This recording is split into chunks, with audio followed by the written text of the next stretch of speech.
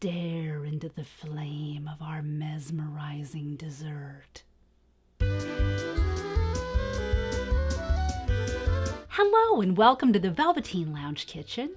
Today's self-described glamorous dessert, Flaming Pineapple Rumba from 1969's June Roth's Fast and Fancy Cookbook, is just about as elegant as canned goods can get. To make it, all you do is drain one 20-ounce can of pineapple in heavy syrup, reserving 6 tablespoons of the syrup. Melt 1/4 cup butter in a chafing dish over flame. When the butter bubbles, add the pineapple slices and saute until the edges are browned. Push aside in the pan and stir in 1 cup of apricot preserves and the reserved syrup. Heat and spoon over the pineapple until it looks glazed on top. Heat 1/2 cup of dark rum, ignite in a fire-safe vessel, then pour over the pineapple.